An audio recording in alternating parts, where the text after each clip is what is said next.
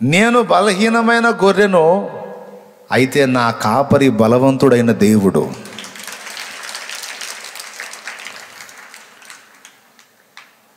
ఒరే బాబు, నేను ఒక మనిషిలాగా మీకు కనపడుతున్నా, ఒక బలహీనమైన మనిషిలాగా కనపడుతున్నా, నిజమే అది.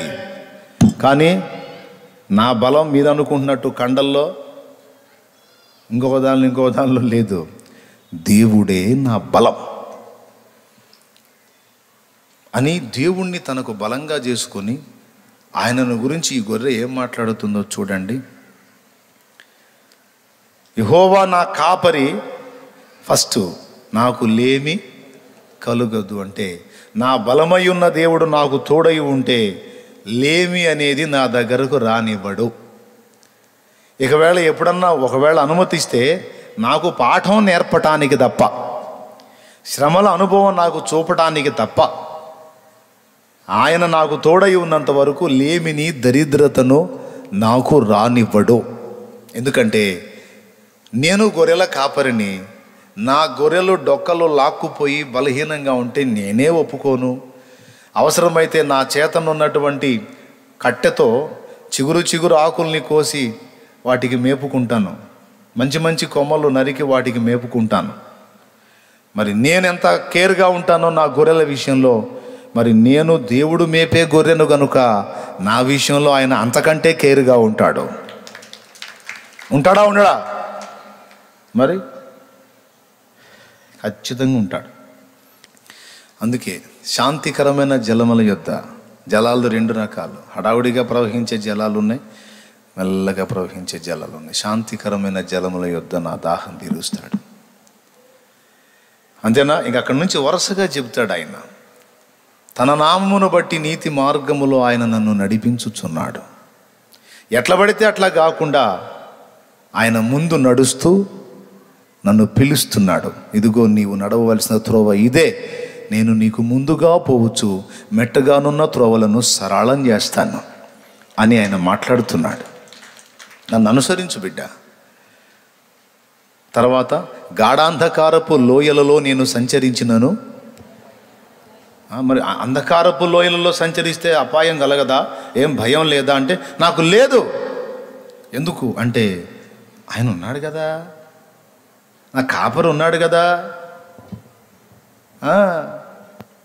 కాబట్టి అందరూ భయపడే వాటికి నేను భయపడను అంటే చెప్తున్నాడు. నా జీవితంలో కూడా గాఢాంధకారపు లోయలు ఉన్నాయి. అందరు మనుషులు ఎలాగైతే బాధలు పడతారో, ఇబ్బందులు పడతారో, ఎత్తుపల్లాల అనుభవాలు అందరికీ ఉన్నట్లే అంధకారపు లోయలలో ప్రయాణం చేసిన అనుభవాలు అందరికీ ఉన్నట్టే నా జీవితంలో కూడా ఉన్నాయి. కానీ నేనైతే భయపడను. ఎందుకంటే ఆయన దుడ్డు కర్రయు ఆయన దండమును నాకు తోడుగా ఉంచుతాడు. అవి నాకు తోడుగా ఉన్నందున అందరూ భయపడే భయంకర పరిస్థితుల్లో సైతం నాకైతే ఆదరణ ఉంది. దేన్ని బట్టి? ఆయన దుడ్డు కర్ర, దండము. మరి నా కాపరి సామాన్యుడు కాదు. నేను నిద్రపోయేవాడినైనా నా కాపరి కునకడు, నిద్రపోడో. ఒకవేళ దేవుని ప్రణాళిక అలాగుండి నిన్ను తీసుకుంటే తప్ప, ఆయన నీకు కృప చూపి ఇంకా భూమి మీద నీ పని చేసే దినములు ఉండి ఉన్నాడనుకో, నీ చుట్టుపక్కల అంతమందికి తెగులొచ్చి మొత్తం చచ్చిపోయినా నీ స్థానానికి చలనం ఉండదు. ఆయన నీకు తోడై ఉండి వారిని చంపినటువంటి అదే తెగులు నీ మీదికి వచ్చిన నీ ప్రాణమునకు ఏ హాని కలగకుండా కాపాడుకుంటాడు.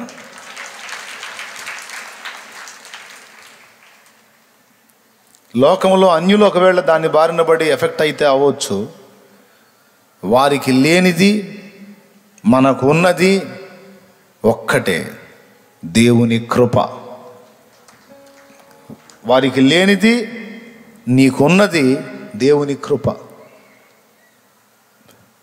ఆయన అనుమతి లేకుండా నువ్వు ఎంత కఠినమైన అంధకార లోయల్లో గుండా ప్రయాణం చేసినా, అంధకార లోయలు అంటే ఫస్ట్ లోయ అంటే దిగిపోయేటువంటి స్థలం, అంధకారం అంటే చీకటి, గాఢాంధకారం అంటే అస్సలు కన్ను పొడుచుకున్నా కనరాని చీకటి. అందరికి అలవాటు అయిపోయింది గాఢాంధకారపు లోయ అని పాడి పాడి అలవాటు అయిపోయింది. అసలు గాఢాంధకారం అంటే ఏంటి, లోయ అంటే ఏంటి, అక్కడి పరిస్థితులు ఎలా ఉంటాయి అంటే ఏమీ కనపడదు, అదొక లోయ. ఎక్కడ ఏ సర్పం ఉందో తెలియదు, ఏ క్రూర జంతువు ఉందో తెలియదు, ఎక్కడ ముళ్ళ తుప్పలు ఉన్నాయో తెలియదు, ఎక్కడ ఊబి ఉందో తెలియదు, ఎక్కడ మెరక ఉందో తెలియదు, ఎక్కడ పల్లం ఉందో తెలియదు. అంటే దీన్ని ఎలా చెప్పుకోవచ్చు అంటే, కొన్నిసార్లు మన జీవితంలో మనం ప్రయాణం చేస్తున్నప్పుడు అసలు ఏమవుతుందో, ఏం జరిగిద్దో, ఎటు పోతున్నామో, ఎలా అయిపోతామో, చివరికి ఒక కొలిక్కి వస్తామో లేకపోతే అంతటితోనే ముగింపో అర్థం కాని అనుభవాన్ని గాఢాంధకారపు లోయతో పోల్చవచ్చు. అర్థమైందా? అలాంటి దారి తెన్ను తెలియని అంధకార స్థితిలోనికి నువ్వు వెళ్ళిపోయినా, ఇక బ్రతుకుతామో లేదో అనేటువంటి ప్రశ్న మనలో ఏర్పడిన తరుణంలోనికి నువ్వు వెళ్ళిపోయినా, దేవుని వాక్యం ఈ గొర్రెగారు అంటున్నాడు, ఏది నేను చెప్పిన గొర్రెగారు, నాకు ఆ భయం లేదు, ఎందుకంటే అందరికీ లేనిది నాకున్నది ఆయన కృప, ఆయన దుడ్డు కర్ర, ఆయన దండము నాకు తోడై ఉన్నందున నాకు మార్గం దొరుకుతుంది, ఏవి నా మీద దాడి చేయకుండా ఆయన కాపుదల నాకుంది అని చెప్తున్నాడు. దేవునికి మహిమ. ఏమండి, తర్వాత ఇంకా ఏం చెప్తాడు? నూనెతో నా తల అంటాడు, నా గిన్నె నిండి పొర్లిపోతుంది. నా శత్రువుల ఎదుట నాకు ఆహారమును సిద్ధపరిచాడో. నా బ్రతుకు దినములన్నీయు కృపాక్షేమములే నా వెంట వచ్చును, ఎందుకంటే నాకు బలమై ఉన్నవాడు నరుడు కాడు, దేవుడు నాకు తోడై ఉన్నవాడు నరుడు కాడు, జీవము గల దేవుడు. కాబట్టి నా బ్రతుకు దినములన్నీయు కృప క్షేమము. కృప మీద ఆధారపడితేనే క్షేమము, కృప మనకు తోడై ఉంటేనే క్షేమము. అందుకే క్షేమము కృప అనలా, కృప క్షేమము అన్నాడు. ఈరోజు వరకు మన క్షేమానికి కారణం ఏంటో తెలుసా? ఆయన కృప.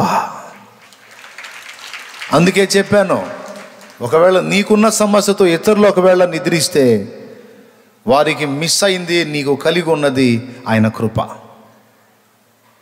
నీకొచ్చిన సమస్యల చేతే ఎంతోమంది బలైపోయి ఉండొచ్చు. నీకొచ్చిన సమస్యల చేత, నీకొచ్చిన వ్యాధుల చేత, నీకొచ్చిన ఇబ్బందుల చేత, నీకొచ్చిన అవమానాల చేత, నీకొచ్చిన ఒంటరితనాన్ని బట్టి నీ స్థితిలో ఉన్న ఎంతోమంది యాత్ర ముగించుకొని ఉండొచ్చు. కానీ నువ్వు ఇంకా క్షేమంగా ఉన్నావు. కారణం ఆయన కృప నీకు తోడై ఉంది. అంధకార లోయల్లో గుండా నువ్వు నడిపించబడవని అని చెప్పలా, తీసుకెళ్తాడు. అన్ని అనుభవాలు రావద్దు, మరి అన్ని అనుభవాలు చూడొద్దు. చేదు బాధ తెలియకపోతే తీపి విలువ తెలియదు. అర్థమైందా? అందుకే ముందు చేదుని రుచి చూపించి తర్వాత తీపి విలువ అర్థమయ్యేటట్టు చేస్తాడు. కాబట్టి చేదైన అనుభవాల్లో గుండా మారా అనుభవాలు ఉంటాయి, అలాగే మధురమైన అనుభవాలు కూడా ఉంటాయి. కాబట్టి ఎవరైనా అంధకార లోయలలో ప్రస్తుతం నేనున్నాను అంటే దేవుని వాక్కు నీకు ప్రత్యక్షమై చెప్తుంది, ఇదిగో నా కృప నీకు చాలు అని. నీ ప్రాణహాని ఉండదు, భయపడొద్దు. నీ కన్నుల ముందు ఎంతమంది రాలిపోయినా జారిపోయినా ఒక సంఖ్య చెప్పేశాడు. నీ ప్రక్కను 1000 మంది పడినను, నీ కుడి ప్రక్కను 10,000 మంది కూలినను, అపాయము నీ యొద్దకు నేను రానేను, నువ్వు భయపడవాకంటున్నాడు ఆయన. ఎందుకు అంటే నువ్వు ఒక మాట అన్నావు చూసావు, అందుకు. దేవా, ప్రభువా, నీవు మేపే గొర్రెను నేను, నీవే నా కాపరివి, నా బలానివి, నా ఆధారానివి, నా ఆశ్రయపురానివి నువ్వేనయ్యా. ఇక నేను ఎవరి వైపు చూడట్లేదు, ఎవరి మీద అనుకోవట్లేదు.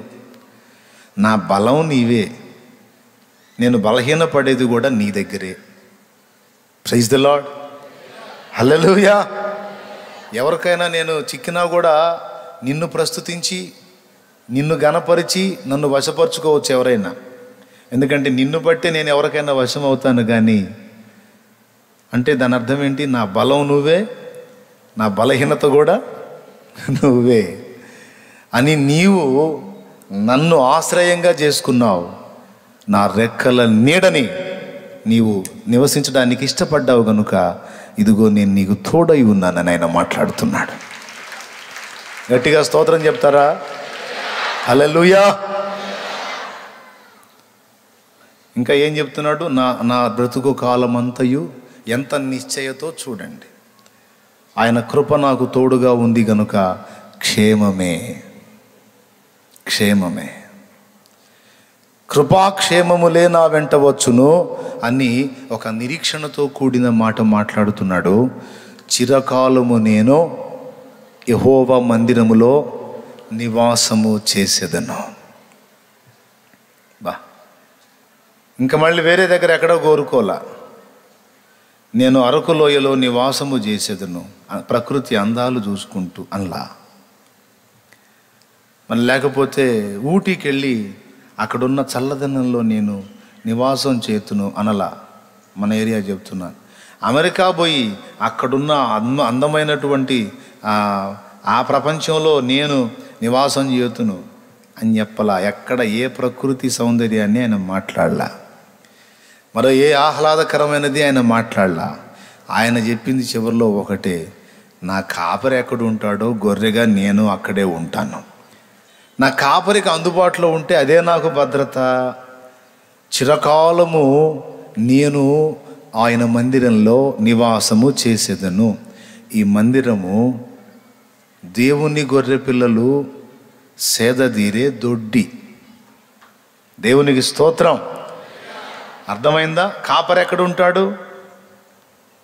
గొర్రెల దొడ్డిలో గొర్రెలు ఉంటాయి, కాపలాగా కాపరి ఉంటాడు. స్తోత్రం చెప్పండి. చూసారా ఎందుకు ఉంటానన్నాడో తెలుసా? మందిరంలో నా కాపరి అక్కడ ఉంటాడు.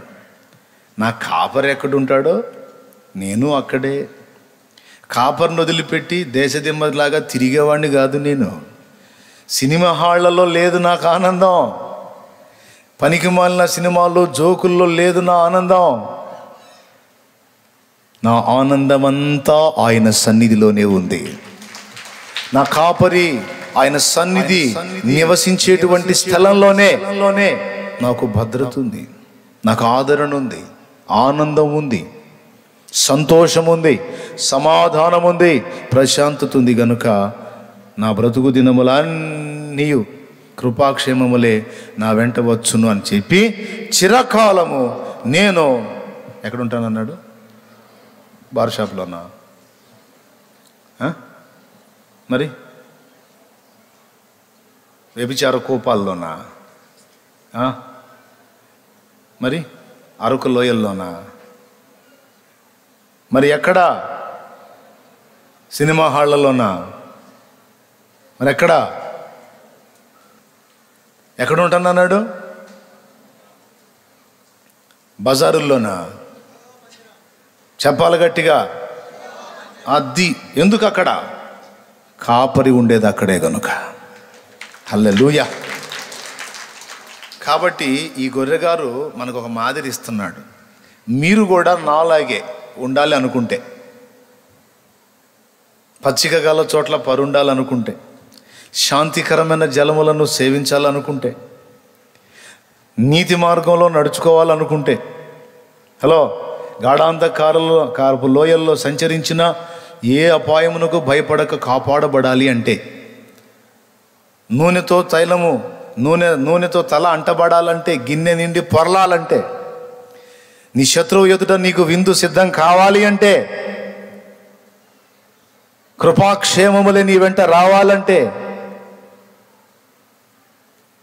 నీ కాపరి ఎవరో నువ్వు గుర్తుపట్టి ఆ కాపరి ఉన్న స్థానాన్ని నీ ఆశ్రయపురంగా చేసుకుని ఆయన సన్నిధిని ప్రేమించాలి. ఆయన సాహచర్యాన్ని నిరంతరం ఆకాంక్షించాలి. ఎందుకంటే ఆయన మనందరికీ కాపరి. ఆయన కాపు కింద ఉన్న వాళ్ళకున్న భద్రత ఇక మిగిలిన వాళ్ళకి లేదు. ఏం భద్రతో ఏమో మరి. ఆయన్ని నమ్మి ఆయన కాపుదల కింద ఉన్న వాళ్ళు కూడా కొంతమంది పోతున్నారుగా. అంటే యాడికి పోతున్నారు? అసలు లేకుండా పోతున్నారా, లేకపోతే ఇక్కడి నుంచి మరో ప్రదేశానికి మారుతున్నారా? అసలు లేకుండా పోవటం అసంభవం. ఇక్కడి నుంచి గొర్రెల్ని మరో ప్రాంతానికి షిఫ్ట్ చేస్తున్నాడు అంతే. అవి ఉంటాయి, ఇవి కూడా ఉంటాయి. లేకుండా పోయేది ఏమీ లేదు. కాకపోతే మనకంటే ముందు పోయిన వారు పరదైసులో విశ్రాంతిలో ఉంటారు. ప్యారడైజ్, పరదైసు అనే మాటకు అర్థం తెలుసా? తోట లేక వనము అనే అర్థం నిఘంటువు చెప్పింది. అర్థమైందా? గొర్రెల్ని వనాల్లో కదా, తోటల్లో కదా చక్కగా మేత దొరికింది కదా. కాబట్టి ఇక్కడ గొర్రెల్ని అక్కడికి చేరుస్తున్నాడు. అక్కడ ఉంది ఇంకా అద్భుతమైన వాతావరణం ఉంది అక్కడ. అసలు ఆ వాతావరణం గురించి ఆలోచిస్తే ఇక్కడ ఉండబుద్ధి కాదు నాకు. తపనగా ఉంటుంది ఎప్పుడు పోతాము అని. అంత అద్భుతమైనటువంటి మహిమ నివసించే స్థలం అది పరదైస్. హల్లెలూయా చెప్పండి గట్టిగా. కాబట్టి మీరందరూ కూడా ఆయనని కాపరిగా చేసుకొని, ఆయనను బలముగా చేసుకొని మీరు ప్రవర్తించగలిగితే, నడుచుకోగలిగితే, ఆయన వైపు చూడగలిగితే, ఆయన సన్నిధిని కనిపెట్టుకోగలిగితే, ఆయన పాదాలను హత్తుకోగలిగితే ఎంత ధన్యులు, ఎంత ధన్యులు. ఇప్పుడు మన బలం ఎవరు? ఒకే ఒక్క బలం, ఏకైక బలం ఎవరు? మనకే 100 మంది ఉన్నారా బలం? మనకు తెలిసిన విద్య ఏంటి? ఆయనే. మనకు తెలిసిన జ్ఞానం ఏంటి? ఆయనే. మనకున్న బలం ఏంటి? ఆయనే. మనకున్న భద్రత ఏంటి? అనండి. ఇంకేమన్నా ఉందా? అంతకు మించిన భద్రత, అంతకు మించిన బలం లేదు. మన బలం, భద్రత, మన విద్య ఆయనే. ఎవరాయన? ఏం పేరు ఆయన పేరు? నజరేయుడగు యేసు. హల్లెలూయా. నజరేయుడగు యేసు. నా మూలంగానే రాజులు జయముందెదరు అన్నాడు. నా మూలంగానే దరిద్రులు సంపన్నులగుదురు అన్నాడు. నా మూలంగానే ఒకడు నిత్యత్వాన్ని స్వతంత్రించుకుంటాడు అన్నాడు. నా మూలంగానే ఒకడు నిత్య సుఖాన్ని స్వతంత్రించుకోగలుగుతాడు అన్నాడు. అన్ని తన యందు కలిగిన ఒకే ఒక్క దేవుడు మన ప్రభు అయిన యేసుక్రీస్తు. చెప్పండి, మీ బలం ఎవరు? అందరూ చెప్పండి, ఎవరు మీ బలం? మీ బలం ఇంకోసారి చెబుతారా గట్టిగా? ఇంకెవరన్నా ఉన్నారా? ఆయనేనా? రైట్. మీకు తెలిసిన విద్య ఏంటి? బలం దేవుడు. మీకు తెలిసిన విద్య ఏంటి? ఆయనే అనకండి. మీకు తెలిసిన విద్య ప్రార్థన. ఏంటి? అది మనకు తెలిసిన విద్య. చేతబడివాడిదన్నా వర్కౌట్ అవుతో కాదో తెలియదు, కానీ సరిగ్గా మనం మోకాళ్ళు వేసి పెనుగులాడామనుకో సూర్యచంద్రాదులు రివర్స్ అయ్యే పరిస్థితి కూడా ఉంటుంది. సూర్యుడా నువ్వు అక్కడ ఆగిపో, చంద్రుడా నువ్వు ఇక్కడ ఆగిపో అని పలికాడు యెహోషువ. ఏం జరిగింది? టోటల్ విశ్వమే, విశ్వభ్రమణమే 24 గంటలు నిలిచిపోయింది. శాస్త్రవేత్తలు కనుగొన్నారు, మానవ జాతి చరిత్ర ప్రారంభం నుండి ఇప్పటిదాకా భ్రమణాలను లెక్కేసుకుంటే ఒక డే మిస్ అయింది. మన కాలంలో నుండి ఒక రోజు మిస్ అయింది. ఏమైంది? ఎక్కడ పోయింది? ఎక్కడ పోలా. యెహోషువ కాలంలో అది పొడిగించబడింది. దేవునికి స్తోత్రం కలుగును గాక. హల్లెలూయా. శాస్త్రవేత్తలు తెలియజేసినటువంటి విషయం ఇది. నోవా జలప్రళయాన్ని గురించి భూమండలం అంతా కూడా ఒక్క పర్యాయము జలము చేత పూర్తిగా తడపబడింది అనే మాట కూడా చెప్పారు. బైబిల్ ముందే చెప్పిన విషయాలని తర్వాత శాస్త్రవేత్తలు పరిశోధించి పరిశీలించి వరుసగా నిర్ధారణ చేస్తూ వచ్చారు. ఈనాటికి కూడా రుజువు జరుగుతూనే ఉంది.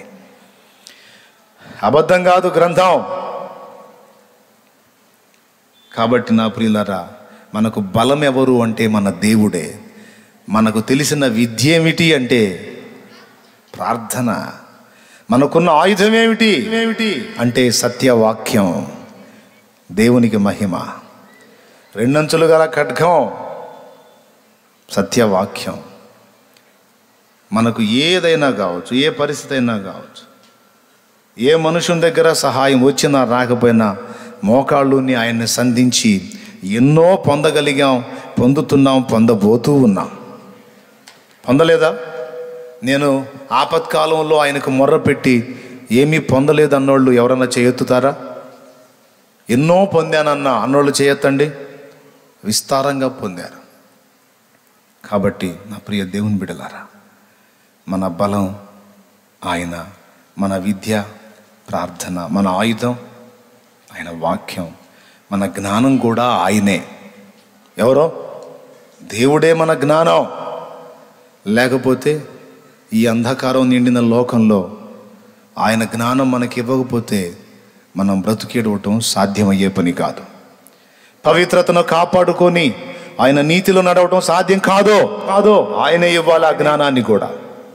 అందుకే చెప్తున్నాను, దేవుడే మన సొంతమైతే, దేవుడే మనతో కూడా ఉంటే ఇప్పుడు మనం చెప్పుకున్నవన్నీ ఆయన ద్వారా మనకు లభించగలుగుతాయి కనుక, అయ్యి ఆయన ఎప్పుడు ఇవ్వాలో ఎక్కడివ్వాలో ఆయనకు తెలుసు కనుక నేను చెప్తున్నాను, ఆయనని మనతో కూడా కలిగి ఉంటున్నట్లు ఆయనతో కూడా మనం నడవటానికి మనల్ని మనం ఆయన చేతికి అప్పగించుట ఎంత మంచి పని, ఎంత ఉత్తమమైన పని.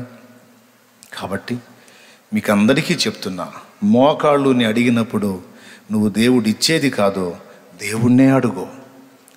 ఏం ఆశించి ప్రార్థనకి వెళ్తావు అంటే దేవుణ్ణి ఆశించి వెళ్ళు. ఏం ఆశించి ఏకాంతంగా వెళ్తావు అంటే ఆయన సాంగత్యాన్ని, సాహచర్యాన్ని ఆశించి వెళ్ళు. ఆయన ఇచ్చే వాటిని లక్ష్య పెట్టొద్దు. నువ్వు ఇచ్చేవి కాదయ్యా, నువ్వు కావాలి, నీతో నడవాలి, నీతో నిలవాలి, నీతో గడపాలి, నీ పొందు కావాలి. Praise the lord. హల్లెలూయా. ఇప్పుడు ప్రార్థన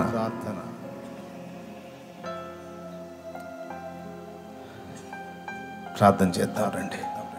అయ్యా, నాతో నువ్వు మాట్లాడినందుకు నీకు వందనాలు.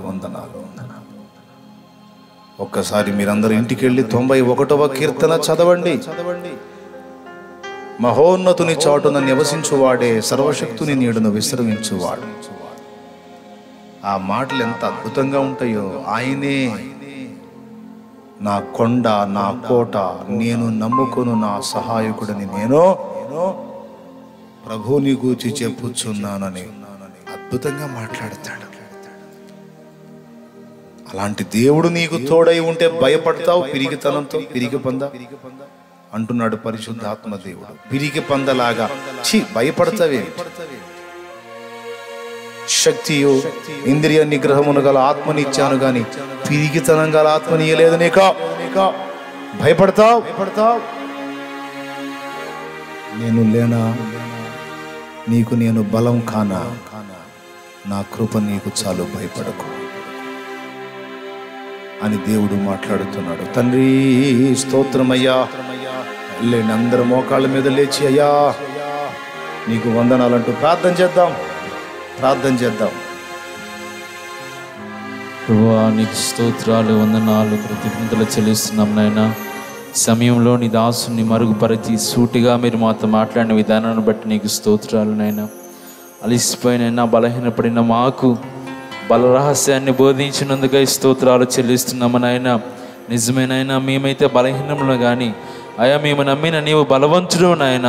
ఏ కార్యాన్ని చేయగలిగిన వాడువు నీవు మా బలమై ఉన్నందుకు స్తోత్రాలు చెల్లిస్తున్నాము నాయన. నిన్ను మేము నాయన ఆయుధంగా ప్రార్థనను ధరించి నైనా నీ దగ్గర ప్రార్థించినైనా నీ బలాన్ని పొందుకొని ప్రభువా అన్ని విషయాల్లో నిన్ను నైనా మహింపరిచేదానికి సహాయం చేయండి. మా బలమై ఉన్నవాడు నీవు గనుక ఈ మాటలు మేమన్నాడు మర్చిపోకుండా నైనా ప్రతి పరిస్థితిలోనూ అది ఎలాంటి స్థితి అయినా ప్రభువా, రోగమైన, వ్యాధైన, పాపమైన నైనా ఎలాంటి పరిస్థితులైనా సరే ప్రభువా నీవే మా బలము గనుక నిన్ను వినియోగించి నైనా ప్రార్థించి గొప్ప కార్యాలు చూచినట్లుగా సహాయం చేయండి. మమ్మల్ని ఎప్పుడు బలహీనపడనివ్వద్దు ప్రభువా. సాతాను రకరకాల మాటల చేత మమ్మల్ని బలహీనపరుస్తాడు. వాని యొద్ద కూడా మేము నిన్ను వాడినైనా విజయం పొందినట్లుగా సహాయం చేయండి. ఎన్నడూ కూడా మర్చిపోకుండా జీవితకాలం అంతనైనా ఈ మాటలునైనా మేము భద్రపరచుకోవడానికి సహాయం చేయండి. నీవు మా కాపరివై ఉన్నావునైనా, నీ యొద్ద మాకు క్షేమం ఉన్నది నాయనా, నీ యొద్ద మాకు నాయన అన్ని రకాలుగా నాయన నువ్వు మాకు అందుబాటులో ఉన్నావు కనుక నేను ఎన్నడూ ఎడబాయకుండా కాపరిగా నువ్వు ఉన్నావు. నువ్వు ఎక్కడుంటే అక్కడ మేము ఉండినట్లుగా సహాయం చేసి అయ్యా అనుక్షణం కడ వరకు మీరు మమ్మల్ని చేపట్టి నడిపించమని ప్రార్థన చేస్తున్నాం. మాకు మిత్రుని దాసుని బలపరచండి, ఇంక నువ్వు వాడుకోనండి. నీ కొరకు నాయన గొప్పగా వాడుకున్నట్లుగా సహాయం యేసు నామమున అడుగుచున్నాం తండ్రి, ఆమేన్. పరలోకమందున్న మా తండ్రి, నీ నామం పరిశుద్ధపరచబడును గాక, నీ రాజ్యం మాకు వచ్చును గాక, నీ చిత్తం పరలోకమందు నెరవేరుచున్నట్లు భూమి అందును నెరవేరును గాక. మాకు కావలసిన అనుదిన ఆహారము నేడు మాకు దయచేయము. మా పట్ల అపరాధం చేసిన వారిని క్షమించుటకు సుబుద్ధి మాకు ప్రసాదించి మా అపరాధములు నీవు క్షమించు. మమ్మల్ని శోధనలోనికి తేక దుష్టి నుండి కీడు నుండి తప్పించు. ఎందుచేతననగా రాజ్యము బలము మహిమ శక్తి సర్వం నిరంతరం నీవై ఉన్నావు తండ్రి, ఆమేన్. ఆమేన్. మన తండ్రి అయిన దేవుని ప్రేమ, ఆయన ప్రియ కుమారుడు లోకరక్షకుడైన యేసయ్య శాశ్వత నిత్య కృప, పరిశుద్ధాత్మ దేవుని యొక్క అన్యోన్య నిత్య సహాయ సహవాస సమాధానం సమకూడిన మనకు సకల పరిశుద్ధులకు సార్వత్రిక సంఘమంతటికి సమస్త భక్త సమాజం అంతటికి సదా తోడే నిత్యత్వంలో చేరు పర్యంతము మనకు బలమై ఉండి నడిపించును గాక. ఆమేన్. హల్లెలూయా, హల్లెలూయా, హల్లెలూయా. ప్రభు స్తోత్రాలు. మీ అందరూ కొందనాలు. దేవుడు మీ చేతను ఉంచబడిన నూనె ఆయన శక్తితో నింపి వినియోగించి ప్రార్థించుట ద్వారా అద్భుత స్వస్థత, అద్భుత విడుదల యేసు నామములో దయచేయును గాక. ఆమేన్.